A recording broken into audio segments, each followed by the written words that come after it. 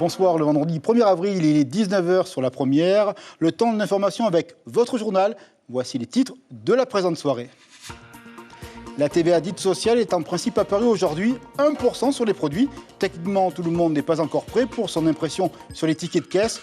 Commercialement, beaucoup d'entreprises ont décidé de la supporter. Ils la paieront à la place des clients. Zéro de conduite en 5 semaines, 5 morts sur la route, principalement des usagers des deux roues. Au-delà des douleurs des familles, un chiffre effrayant pour toute la société polynésienne. Les pouvoirs publics, déjà bien engagés en la matière, vont accélérer. Ils disent stop. La répression contre les chauffards va s'intensifier. Du spectacle, du beau et du bon, le V1 en vedette aujourd'hui à Manille, 17 km et une course de costaud. Le vainqueur, Ititea Tarea. Il y avait du monde sur l'île, plusieurs vols charters ont été organisés pour l'occasion. Nous irons justement du côté de Maïni pour prendre le pouls de l'organisation, la joie de vivre et le goût de la performance. Le président Hugon nous attend, il nous contera les prouesses justement de ce rendez-vous. Il a déjà vendu 700 tableaux, œuvrard chossois et peintre à Taha.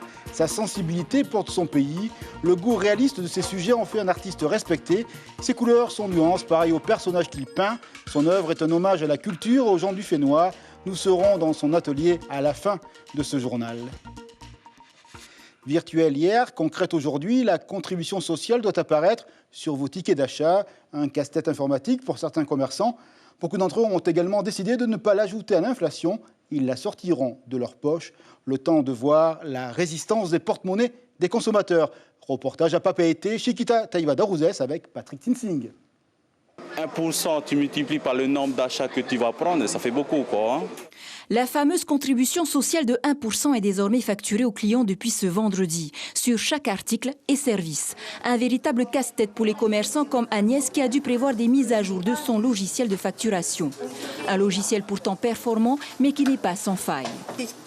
Ce matin, on avait notre taxe de CPS sociale à 1% qui est mise en place sur les tickets. On voit TVA CPS 1. Par contre, il y a eu un petit bug parce que quand on regarde de près, du coup, ma TVA qui normalement est à 16% a perdu 1%. Donc mon ticket n'est pas bon. Une transition pour le moins compliquée. Dany représente 400 commerçants de Papeete. Comme lui, environ 80% des patrons de la capitale ne sont pas prêts techniquement, mais pas seulement. D'appliquer la facture sur la facture, informatiquement, c'est pas facile. Ensuite, c'est l'idée d'augmenter les prix ou de garder les prix qui sont déjà importants. Donc certains commerçants ont plutôt tendance à rogner sur leur marge. C'est mon cas pour l'instant. Quand je vends un café à 300 francs, si je mets 1% de TVA sociale en plus, ça ferait 303 francs. Tu t'imagines bien que pour vendre un café à 303 francs, ça pose problème. Donc je le garde à 300 francs, ça veut dire que les 1%, je les prends pour moi. Face à une inflation de 4% selon le dernier rapport de l'ISPF, Laurence a décidé de ne pas répercuter la taxe sur sa clientèle. J'ai une salariée qui est au SMIC, je pense beaucoup à elle. Je pense beaucoup aux gens qui ont des salaires minimes. Donc moi, je n'augmenterai pas mes prix, je resterai fixe. Et pour que tout le monde puisse avoir accès à une coupe de cheveux, quelle qu'elle soit, ou une couleur, ou n'importe quoi. Et voilà, je prendrai sur ma marge. Côté consommateur, la facture est déjà trop salée depuis plusieurs mois déjà et cette contribution risque de creuser davantage la fracture sociale. On nous prend vraiment pour des pigeons, quoi. Moi, je commence à en avoir ras-le-bol de payer et repayer chaque année, quoi. Ça change grand-chose, surtout pour le travail que je fais, servir la jeunesse. Et je dirais même que cette nouvelle TVA, c'est la TVA de la taxe de la honte. Parce qu'elle ne tient pas compte des besoins de la population. On n'a pas besoin de ça. On nous a emmerdés avec la vaccination obligatoire. Et là, on nous fout encore une TVA. Apprenez à montrer l'exemple à la population. Réduisez vos indemnités. Là, vous n'êtes pas un exemple. Vous profitez de la population. C'est une honte.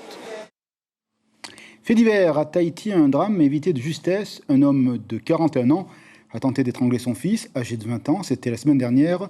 Le jeune homme a pu s'échapper in extremis et le père a tenté, lui, de se suicider. Ce dernier est un gendarme, actuellement en arrêt maladie. Il est en prison. Une instruction est ouverte pour déterminer les faits. Une nouvelle signée par nos confrères de Tahiti Info. Sur la chaussée, vous allez le voir, 9 morts depuis janvier et 8 sont des conducteurs des deux roues. Le vroom-vroom inconsidéré des deux roues termine trop souvent avec la sirène des ambulances. Code de la route oublié, inattention de fanfaron parfois. Et c'est le drame. Stop! disent les pouvoirs publics qu'il va y avoir des contrôles et la répression qui l'accompagne. La vie, elle, n'a pas de prix et nous le savons. Reportage David Chang et Patita Savea. Etinui a 32 ans. Il a réalisé son rêve en février 2020, acheter sa première moto. Mais quelques mois plus tard, il a eu un accident sur la RDO en allant vers Papeete. J'étais en interfile le matin pour aller au travail. Manque de peau, une voiture m'a pas vu arriver et s'est rabattue en même temps que ce clignotant. J'ai dû percuter la voiture et finir ma course dans le caniveau. Donc moi, je m'en sors très bien. La moto moins, mais ce n'est que matériel. Donc si ce serait à refaire, j'aurais baissé ma vitesse. J'aurais été encore plus attentif. Les pilotes de 2 roues qui sont sous l'emprise de l'alcool ou de produits stupéfiants ont beaucoup moins de chance. Depuis le début de l'année, sur 9 morts, 5 ont été testés et tous étaient positifs à l'alcool ou au cannabis. On a des accidents qui ont très majoritairement lieu en fin de journée ou début de soirée, en fin de semaine, avec des pilotes de 2 roues qui, pour tous ceux pour lesquels, comme je l'indiquais, nous avons les analyses, étaient sous l'emprise de l'alcool et ou du cannabis, des vitesses excessives, des trajectoires qui étaient inappropriées eu égard à la configuration des lieux, bref, véritablement des problèmes de comportement. Et parmi les engins les plus demandés, les grosses cylindrées. Ce commerçant reçoit 2 à 3 demandes par semaine. Il met en garde tous ses clients. On a l'impression qu'il est léger, il accélère très vite. Et cela peut poser problème, c'est parce que du coup, on a trop confiance en soi. Nous avons des routes très sinueuses, donc il y a beaucoup de virages, et le temps peut changer. Il y a des microclimats, on va dire, que quand on passe à Paea ou quand on passe à Papara, il peut faire très beau 500 mètres plus tôt, et après il y aura une averse. Et là, la route devient beaucoup plus glissante. Dans 50% des accidents, les pilotes de 2 roues ne portent pas correctement leur casque et la majorité des accidents sont liés à une vitesse excessive et se passent à proximité du domicile. En plus des équipements obligatoires, les commerçants préconisent les vestes de sécurité pour le corps et de porter toujours des chaussures. La Fée Électricité a désormais entre ses mains une baguette publique. 4 communes des îles sous le vent se sont associées. Une société publique locale a pris la place d'EDT. Tout est désormais en ordre depuis ce matin. Ce sont les mairies qui tiennent, si l'on ose dire, l'interrupteur, comme à Taha, où les employés sont déjà en action. Itimanaki a partagé ce premier jour avec ces derniers. Voici son reportage. Après 30 ans au service de la population, EDT laisse place à la SPL Tewira Api Norarumateng. Effectivement, depuis ce matin, les communes de Tumara, Taputapuatea, Huahine et Taha dépendent de cette nouvelle société en ce qui concerne la distribution de l'électricité. Un changement quelque peu perturbant pour les 2000 abonnés de Taha attachés à leur opérateur historique. Il fallait demander aussi l'avis de la population avant de changer comme ça. Hein. Je pense que la population a quelque chose aussi à dire. Vu que EDT, voilà, il n'y a pas eu de soucis et puis ça fait longtemps qu'il était là. Hein. Là, je pense qu'il y a autre chose, il y a d'autres problèmes à régler.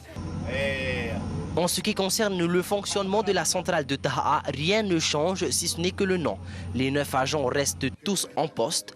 La SPL a repris les 3 véhicules appartenant à EDT dans la nacelle de l'île pour pouvoir continuer à travailler sur le réseau électrique. Quant aux factures, pas de répit, le guichet reste ouvert à Taha. Rien ne change. Rien ne change au niveau de la clientèle. Au niveau de des performances et de la continuité que l'on s'engage, la continuité de service que l'on s'engage à avoir. Donc pour l'instant et pour l'avenir, tout va bien. Alors le travail de SPL à Taha se déroulera comme si c'était EDT. Rien ne change. Hein? Le personnel est le même, il n'y a pas de changement. On va payer où on a l'habitude d'aller payer. Il n'y a aucun souci pour cela. Pas du tout de changement. Les maires des 4 communes l'ont déjà précisé, il n'y aura pas d'augmentation de tarifs. Et on continue à parler pouvoir d'achat, une initiative bienvenue en ces temps où l'argent est parfois rare. En tous les cas, celui-ci demande de l'oxygène. La foire aux bonnes affaires d'Avera, plus de 80 stands pour dénicher ici et là de petits prix. Une véritable foire fouille où l'on peut trouver son bonheur, son petit bonheur. Il y a même quelques bricoleurs qui peuvent vous sauver des objets inanimés du style cafetière ou encore des transitors. Une visite s'impose. Vous avez jusqu'à demain soir pour en profiter. Image Julien Vesco. Dans un moment délicat de la géopolitique mondiale, un rendez-vous qui rassure, l'opération Marara. Ce sera à Bora Bora du 18 au 20 mai prochain. 17 nations du Pacifique, environ 400 soldats pour un exercice grandeur nature. Le chef d'état-major, accompagné d'officiers américains, a visité les lieux pour la grande cérémonie de clôture. Rosanna Mayotta a parlé avec l'historien Jean-Christophe Shigetemi. Nous l'écoutons. Ça tombe bien, il y a 80 ans, les Américains se sont installés dans l'île. Ils vont y rester 4 ans. Grâce à eux, ils vont faire connaître l'île de Bora Bora. Et donc, on tombe en pleine date anniversaire et est programmé en plus un exercice interarmé qui va associer les forces américaines.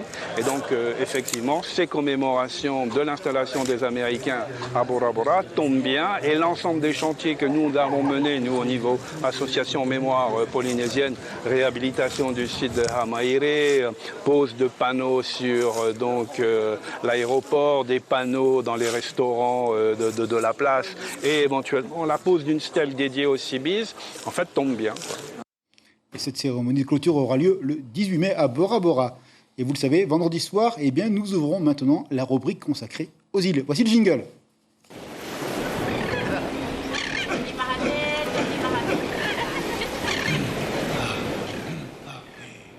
Manille, une centaine de rameurs au départ ce matin, 17 km.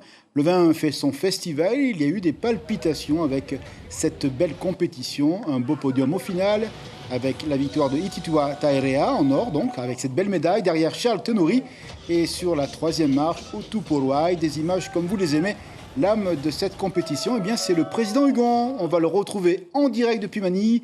Bonsoir président, j'espère que vous êtes là. Il y a vraiment beaucoup de monde autour de vous. Alors, comment s'est passée cette première journée de vin de compétition chez vous?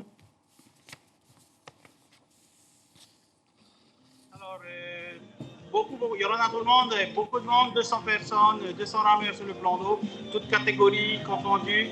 Du beau spectacle, avec en senior la belle victoire de Taerea Ititua du club de Pire pour sa première participation.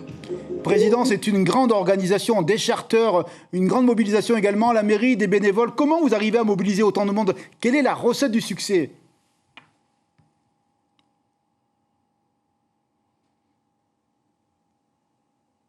Alors, tout d'abord, je tiens à remercier la commune de Manille qui est le premier partenaire pour toute la partie logistique et qui subventionne une grosse partie de l'événement.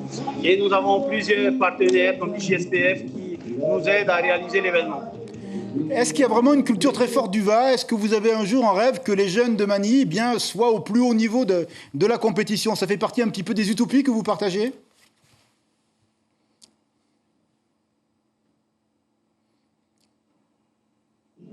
En fait, je pense qu'actuellement, elle fait partie d'une des plus grandes compétitions dans les Tuamotu. C'est une course fédérale. On aurait aimé que les clubs comme Shell ou OPT puissent faire le déplacement à nos courses. On fait l'effort de déplacement sur Tahiti pour participer à la Vodafone Channel Race.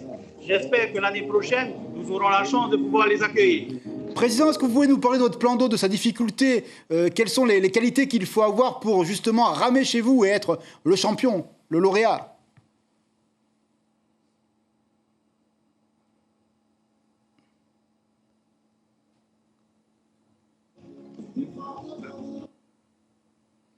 Est-ce qu'on vous a...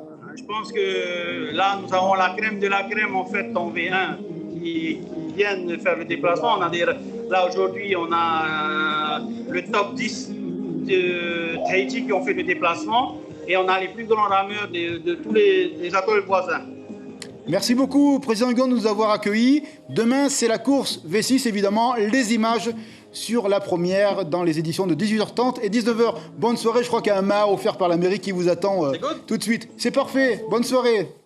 La culture, c'est une manière de vivre, de penser, d'aimer, une identité singulière qui, dans un monde globalisé, est une force. Savoir qui l'on est, d'où l'on vient par la langue, la musique et toute la part de sensible qui fait et fonde l'homme. Le collège de Tiperui à Papeete organisé aujourd'hui sa journée polynésienne. 68 ateliers étaient proposés. Reportage sur place, Jemso avec Mélissa Chong. C'est une journée de fête au collège de Tiperoui. Aujourd'hui, les uniformes blancs ont laissé place aux tenues traditionnelles. En effet, l'établissement célèbre la journée de la culture polynésienne. On a fait un OTA, on a dansé sur le paher, le tika-tika et le hitoto. J'ai eu le trac et après ça a passé. Au programme, plusieurs ateliers animés par des parents bénévoles et des professeurs, de la danse haïtienne en passant par les percussions, le tressage, la confection de couronnes et bien d'autres encore. Je pense que c'est une belle initiative prise par le collège. Personnellement, c'est bien de revoir la culture polynésienne ressortir par les jeunes d'aujourd'hui et je trouve ça vraiment très bien. Je pense que c'est bien et la danse tahitienne, j'ai jamais vraiment fait de la danse, donc ça m'apprend des choses. Pour l'équipe éducative, la concrétisation de ce projet n'a pas été facile à cause notamment de la crise sanitaire, mais le résultat est plus que satisfaisant. La principale a voulu mettre en place déjà 68 ateliers, ce qui est énorme. Donc tous les niveaux sont concernés et les classes sont divisées en demi-groupes. Donc ce qui fait que 34 divisions x 2, 68 ateliers. Et donc il y a un peu de tout, du tressage, la pêche lagonaire, l'agriculture, la gravure de la sculpture. De l'avis général, la journée de la culture polynésienne est une belle réussite au collège de Tiperoui. De belles images. Et dans la même veine, l'amour de la langue tahitienne, taha, où sa présence est déjà intense, l'on y dédie une semaine entière pour mieux la chuchoter, la parler, la chouchouter, la partager et montrer que toute langue est une matière vivante. Là aussi, de la musique, des couleurs et comme vous le voyez, toutes les générations réunies avec les images de notre correspondant Itimana Ki. Bravo pour l'initiative. Si ce n'est pas l'hiver, ce n'est pas l'été non plus, chantait Jacques Brel au sujet des îles Marquises avec le concours de Miss de l'archipel. Eh bien, ce serait plutôt le printemps, de l'enthousiasme, des sourires et un amour sincère de la culture marquisienne. Les candidates, vous le voyez à l'image, étaient ce matin en visite à Pamataï, ici à Polynésie la Première. Leur souhait, succéder à Mademoiselle O'Connor, la dernière Miss en date. C'était en 2019. Les candidates nous parlent, vous parlent. Nous les écoutons tout de suite. C'est un challenge. Parce que de base, je suis une personne assez timide, réservée avec les gens que je connais pas trop. Et du coup, c'est un challenge de faire cette élection pour moi. C'était plutôt pour repousser mes limites, petit à petit, pour avancer, pour acquérir de l'expérience, pour repousser ses limites. Et c'est aussi la fierté de représenter mon île parce qu'il y a bien longtemps qu'il n'y avait pas eu de Miss Marquise de Fatoïva. Par rapport à l'élection de Miss Marquise, c'est plutôt un challenge pour développer ma confiance en moi. Allez, sur le calendrier, l'élection aura lieu samedi prochain du côté de Faa. C'est un enfant des îles sous le vent, il s'appelle Evrard Chossois. La maman était couturière, le papa aimait la peinture. De ce double héritage, il a gardé la sensibilité du regard et la beauté des couleurs. Il est peintre, non pas comme un passe-temps, mais plutôt un passe-mémoire. Son œuvre est teintée de réalisme. La couleur joue des contrastes de lumière pour dire l'intimité des êtres entre sensualité et nostalgie. Chronique haïfénois avec Itimana Ki. Ata.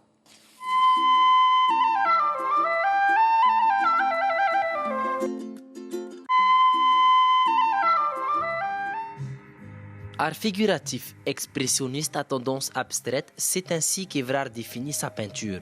Autodidacte, l'artiste conjugue aussi bien la peinture que la sculpture. C'est à son domicile à Rayatea qu'Evrard s'exprime sur ses toiles, que ce soit des portraits ou encore le fruit de son imagination, peu importe. Son inspiration du moment lui a permis de vendre à ce jour pas moins de 700 tableaux. C'est ce qui me vient naturellement, mais je suis de plus en plus attiré par l'abstrait quand même. Mais bon, je pense que ça reviendra doucement. C'est un petit peu différent de l'hyperréalisme où tu vas pas chercher à rentrer vraiment dans les détails, mais tu vas plus te concentrer sur des impressions, sur des expressions en fait, sur l'intensité de ce que tu veux dégager. Tu laisses ton esprit vagabonder et tu te fais plaisir. Pour finaliser une toile, il lui faut entre une journée et 2 semaines, en fonction de son inspiration du moment. Adepte du couteau, non pas de cuisine, mais bien de peinture.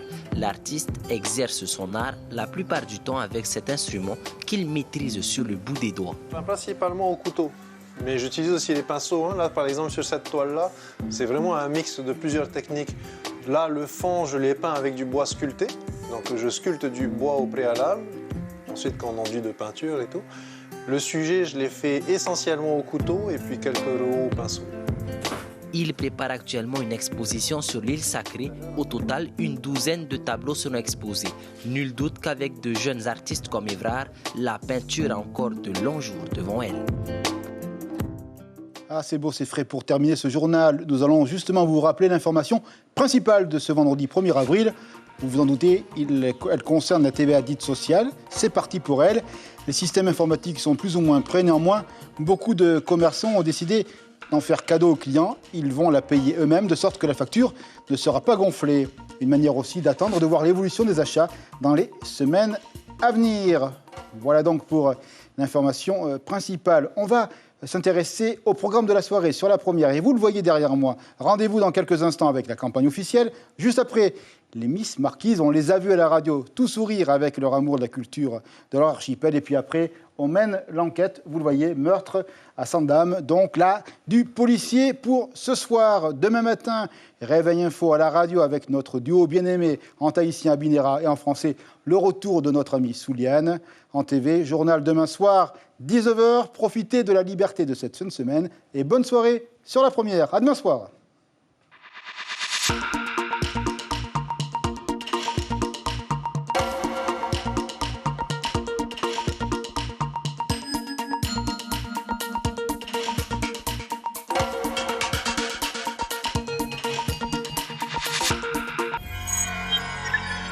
Retrouvez ce programme en replay sur notre site internet.